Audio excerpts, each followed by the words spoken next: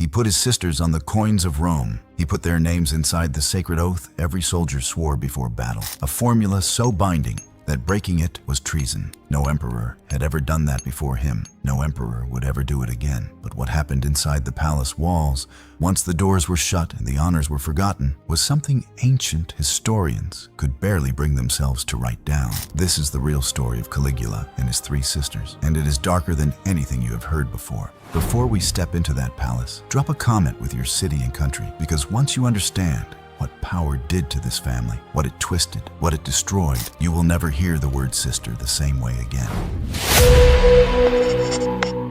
To understand what Caligula became, you have to understand what was taken from him first. He was born into the most celebrated family in Rome, a family so beloved that crowds gathered simply to watch them pass. His father, Germanicus, was the empire's golden general, a man soldiers worshipped and citizens adored, the kind of commander whose name alone could calm a mutiny. His mother, Agrippina the Younger, carried the blood of Augustus himself, proud, outspoken, unafraid to remind Rome exactly whose grandson she had married. Together, they had 9 children. 6 survived infancy, 3 sons, 3 daughters, a family so celebrated that Romans genuinely believed they were watching the future of the empire grow up in front of them, safe, golden, untouchable. Then Rome turned on them one by one, and nothing about that safety turned out to be real. Germanicus died first, poisoned in Syria. Most historians believe on the orders of Emperor Tiberius, who feared a rival too popular, too beloved, too dangerous to ever fully control. Rome wept for its golden general in the streets.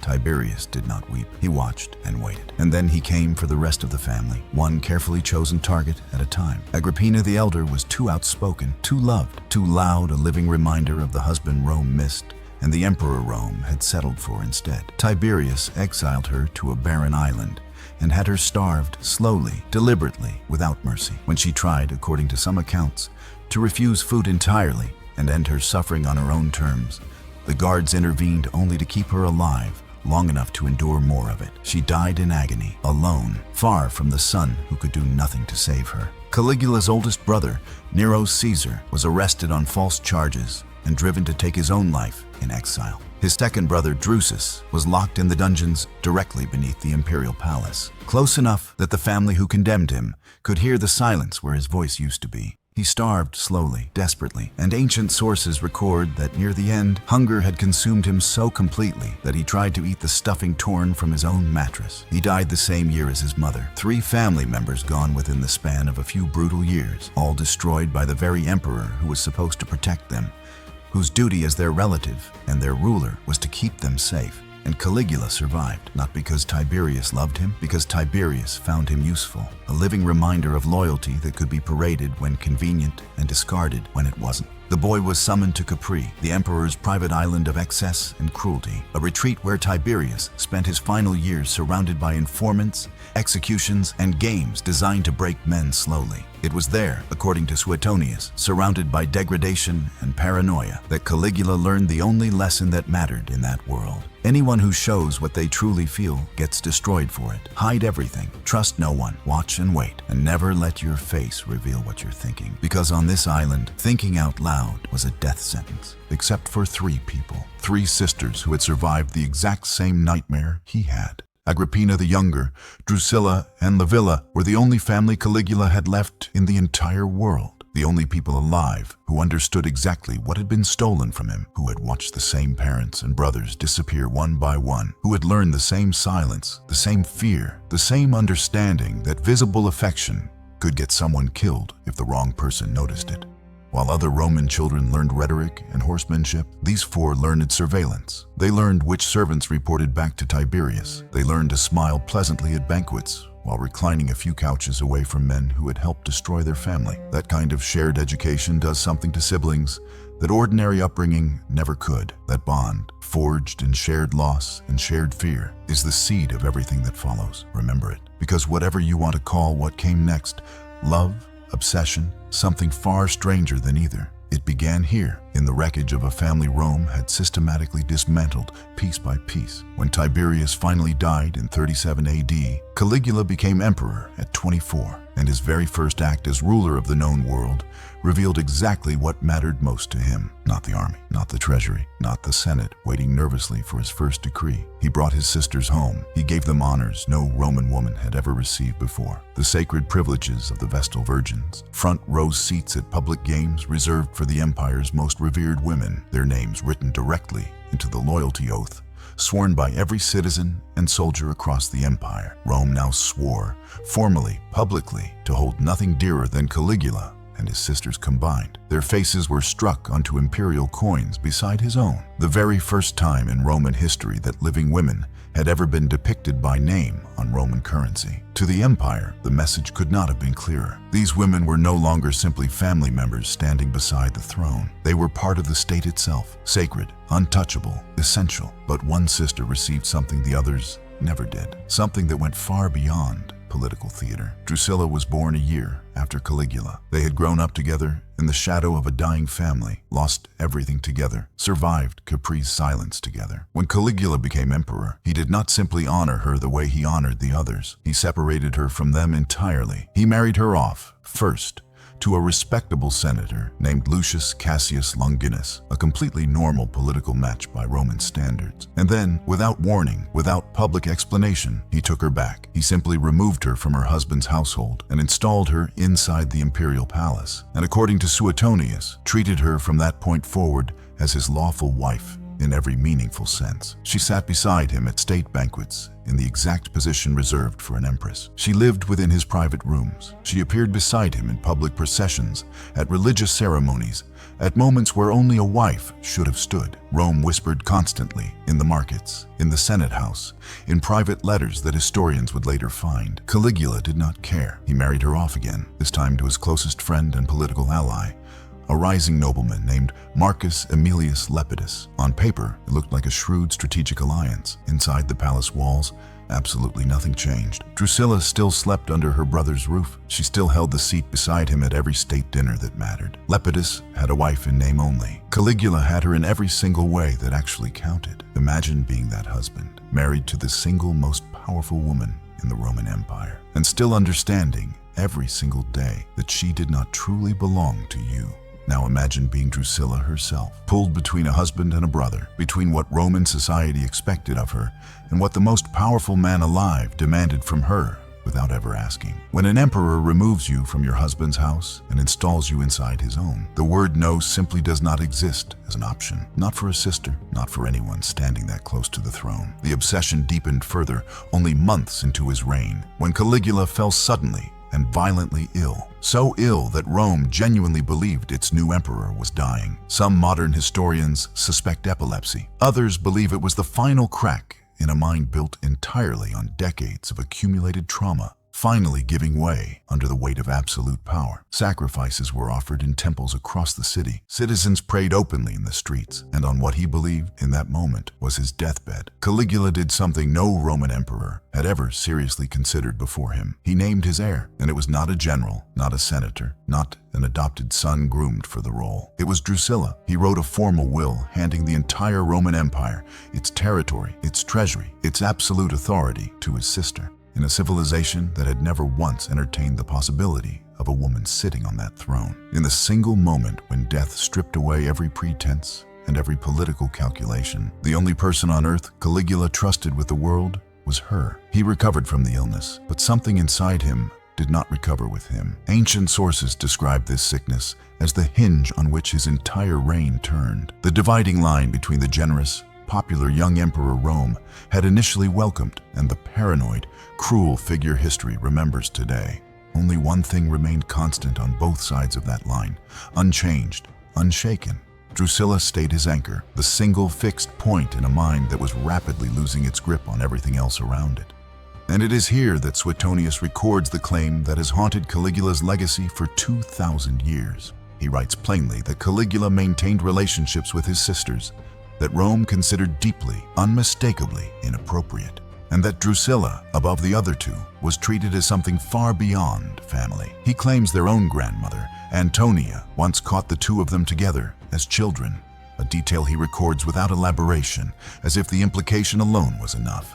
He describes imperial banquets where Caligula would seat each sister in careful rotation in the couch position Roman custom reserved exclusively for a man's wife, while his actual wife reclined somewhere else in the room entirely. Whether these accounts describe literal fact or represent the darkest interpretation ancient writers could reach for when trying to explain a bond too intense to categorize by any normal Roman standard, one thing remains certain. What existed between Caligula and Drusilla broke every boundary Rome understood between brother, sister, and emperor. Then, on the 10th of June, 38 AD, Drusilla died. She was 21 years old, most likely an epidemic sweeping through the city that summer. The kind of ordinary, indiscriminate death that no throne, no army, and no divine favor could prevent. And Caligula did not simply grieve her. He unraveled completely. He declared a period of public mourning so extreme that laughing became a capital offense.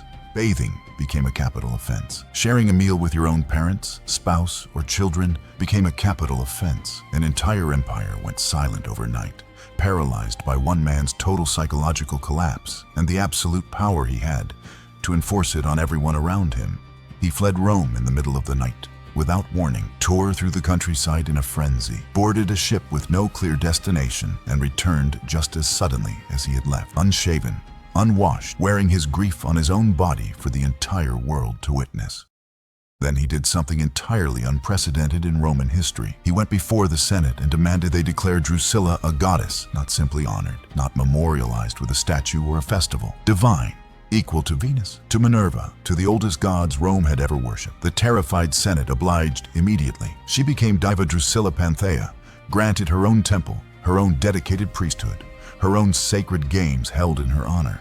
A senator swore under solemn oath that he had personally witnessed her soul rising from the funeral pyre into heaven. Caligula rewarded that man far beyond what the claim should have earned him, because by that point, he no longer needed his sister simply remembered. He needed her made eternal. He never swore an oath on any matter of real importance again without invoking her name specifically. She was dead, and he simply refused, on every level, to accept it. But two sisters were still alive, still breathing, still present at court. And Caligula's ruin did not make him hold them any closer. It made him despise them, quietly and then openly, for the crime of surviving when Drusilla had not. According to Suetonius, he began placing Agrippina and Livilla in humiliating arrangements with men in his own inner circle, treating them less like the goddesses stamped permanently onto his coins and more like currency to be spent on his favorites. Whatever the precise truth behind these specific claims, the fall from sacred honor to open degradation tells its own unmistakable story about what had changed inside that palace. But Agrippina and Livilla were never passive women, and they were not about to start now. They were daughters of Germanicus, granddaughters of a woman who had defied Tiberius until it killed her slowly on a prison island. They had learned exactly the same lesson their brother had learned on Capri. In a palace ruled by a monster, you either submit completely or you fight back with everything you have left. They chose to fight. Around 39 AD, roughly a year after Drusilla's death, the two sisters formed a dangerous alliance with Lepidus, the very man who had once been married to Drusilla, and according to the ancient sources, the same man now sleeping with both surviving sisters simultaneously, while all three of them plotted together to remove their brother from the throne entirely. Every single layer of this betrayal cuts deeper than the last. The closest friend Caligula trusted above every other man alive. The two sisters he had personally elevated to near divine status across the empire.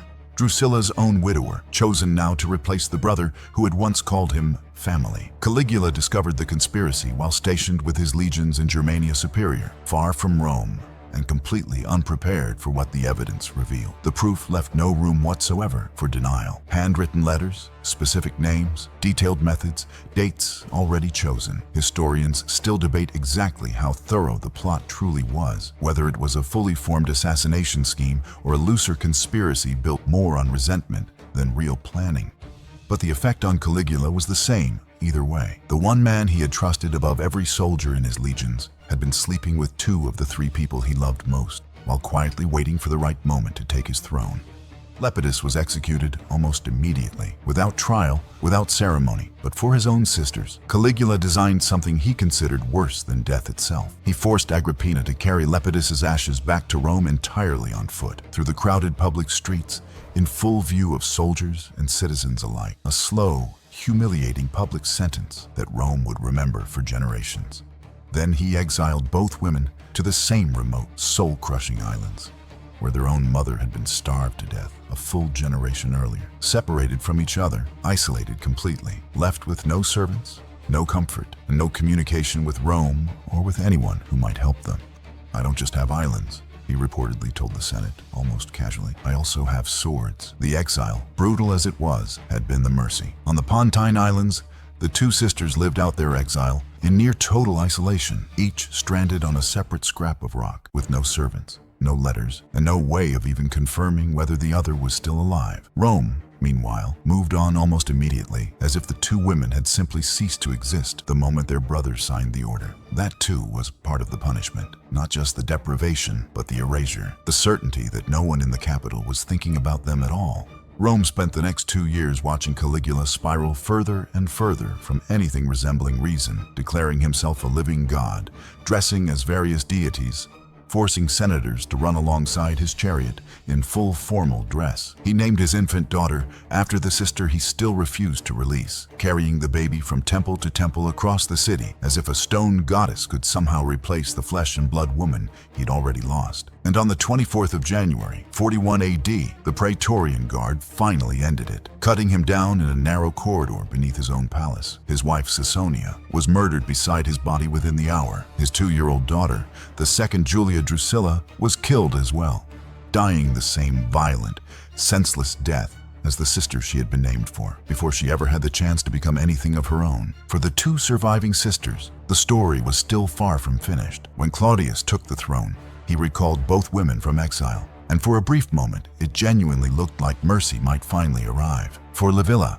it lasted only a moment. Claudius's new wife, Messalina, saw a beautiful, popular rival with imperial blood and immediate influence, and had her accused of adultery with the philosopher Seneca on charges almost certainly fabricated from nothing. Livilla was exiled again, and this time, there would be no recall waiting for her. She starved to death at 24 years old, dying the exact same slow, agonizing way her own mother had died a full generation before her. Alone on an island history barely bothers to remember the name of anymore. Agrippina, the eldest of the three, proved far harder to erase from history. She returned from exile with nothing but her name and her patience, and she rebuilt her position at court from almost nothing, waiting with cold precision for her rivals to destroy themselves without her ever needing to lift a finger. Claudius's wife Messalina eventually did exactly that, executed for her own scandals, leaving the emperor alone and vulnerable at precisely the moment Agrippina needed him to be. She married her own uncle, an act the Senate found obscene enough to require a special legal exception, poisoned him carefully with mushrooms once he had served his purpose, and placed her teenage son on the throne of the Roman Empire in his place. That son was Nero. She became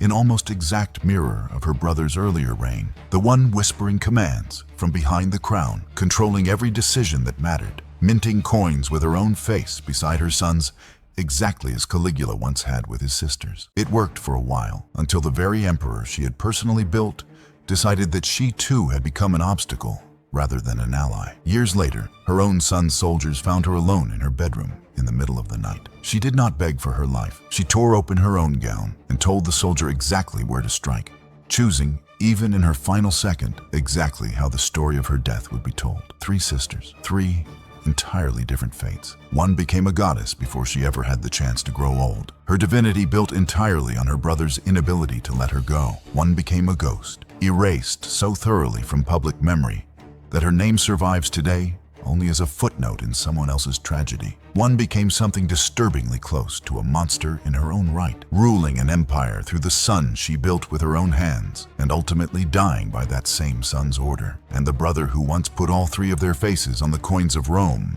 who swore an entire empire to protect their names, left behind nothing in the end but a reputation for madness that has now outlived every single one of them by nearly 2,000 years. The family of Germanicus was supposed to be Rome's hope for the future. 9 children born into privilege, promise, and the kind of public adoration few families in history have ever known. The golden bloodline the empire pointed to whenever it wanted to believe in its own future. By the time this story finally ends, every single one of them was dead, starved, exiled, or executed, without exception. Not one of them died peacefully in their own bed. Not the father who built their name. Not the mother who refused to let it be forgotten. Not one of the 6 children who lived long enough to understand exactly what that name had cost them. And the loudest, coldest lesson Rome ever learned from the family it once adored above all others is simply this: the closer you are placed to absolute power, the further and the harder you fall when that same power